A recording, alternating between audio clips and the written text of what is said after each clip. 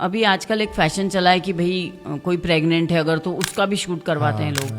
तो वो कितना फूहड़ शूट करवा रहे हो आप, क्या क्या दिखाना चाह रहे हो लोगों को, और क्यों दिखाना है आपको वो चीज, आपको इतना बड़ा पेट क्यों दिखाना है लोगों को। ये सब कितनी पर्सनल चीजें हैं ना। भगवान ने कितना सुंदर बनाया है नारी को, उसको प्रकृति की रचना करनी है, संसार को आगे बढ़ाना है, और आप उसको ऐसा तमाशा करके दिखा रहे हो। क्यों दिखा रहे हो आप। भगवान ने आदमी और महिला इन दोनों के एक अलग जिम्मेदारियां तय की हुई है, तो हमको इस प्रकृति को आगे ले जाना है। अगर हम हर चीज में सोचेंगे महिलाएं कि नहीं हमको आदमी की बराबरी करनी है, तो फिर कहाँ जाएगा ये समाज। अगर आप किसी डांस में या डिस्को में जाते हैं तो वहाँ पे कपल एंट्री क्यों होती है, क्योंकि अगर महिला एक आदमी के साथ रहेगी तो वहाँ पे नॉनसेंस होने के चांसेस नहीं है। अगर महिला ही नॉनसेंस करने लगेगी तो फिर ये समाज कैसे चलेगा, संस्कृति राष्ट्र कैसे बचेगा, फिर तो सब कुछ खत्म है। आजकल महिलाएं नशा भी कर रही है, तो भाई आदमी को थोड़ी बच्चे पैदा करने, महिला को बच्चे पैदा करने ना। उसकी जो फर्टिलिटी पावर है वो खत्म हो रही है। आईवीएफ सेंटर खुल रहे हैं इतने सारे, तो आप नशा कर रही हो, सिगरेट पी रही हो कम एज से, तो आप क्या कर रहे हो। बाद में आप अपने शरीर के साथ खिलवाड़ करके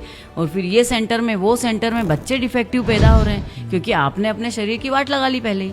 आपको तो आदमियों से बराबरी करनी थी। जब तक आदमी 1 लाख रुपए कमा रहा है और अपन 10,000 रुपए कमा रहे हैं, तो हम उस आदमी से शादी कर सकते हैं। अरे भाई लड़की अगर 1 लाख रुपए कमा रही है और लड़का 10,000, तो भी शादी करो, बराबरी करो ना। फिर फर्क क्यों पड़ना चाहिए। जहाँ आपका बेनिफिट है वहाँ आपको आदमियों से बराबरी करनी है, और जहाँ आपको लग रहा है नहीं नहीं ऐसा कैसे, आदमी को ज्यादा कमाना चाहिए, क्यों, उसमें भी तो वो आप रखो ना बराबरी। अब जैसे एक कार्यक्रम में थे हम लोग, तो एक प्रोफेसर साहब कहीं से बड़े खड़े होके बोले मेरी बेटी भी 1 लाख रुपए कमाती है और मेरा दामाद भी 1 लाख रुपए महीने कमाता है, पर मेरी बेटी रोटी बनाती है, मेरा दामाद रोटी नहीं बनाता है। तो ये सब चीजें क्या कर रही है। मैंने फिर खड़े होकर उनको जवाब दिया, मैंने कहा कल को आप बोलोगे कि दोनों एक जितना कमाते, मेरा दामाद प्रेग्नेंट होएगा, बेटी नहीं होगी।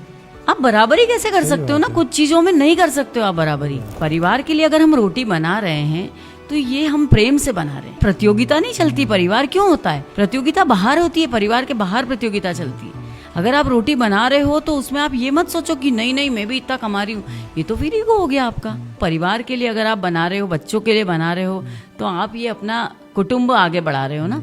ये सब चीजें अगर पीछे से बैकग्राउंड से पेरेंट्स ही ये गलत सीख देने लगेंगे कि हाँ हाँ तू तो सही कर रही है, शादी मत करो बच्चे की। क्या है 1 लाख रुपए महीना कमा रही है ना आपकी लड़की, रह लेगी आराम से। क्योंकि हम जब शादी करते तो पूरे एक परिवार से शादी होती है, 2 परिवारों की शादी होती है। आपस में एक दूसरे को कितनी बार कॉम्प्रोमाइज करना पड़ता है, समझना पड़ता है। पति भी खिलाते हैं बना के, हमारे पति भी खिलाते हैं, शिमला मिर्च की सब्जी बनाते हैं, चाय बनाते हैं सुबह उठ के। तो ये सब चीजें प्रेम से होती है। हस्बैंड से भी मैं यही बोलूंगी कि अगर वाइफ की तबीयत खराब है या कुछ काम है तो आप लोग भी कभी उनकी हेल्प कीजिए, ऐसा नहीं है, पर ये कोई बाउंडेशन नहीं होनी चाहिए।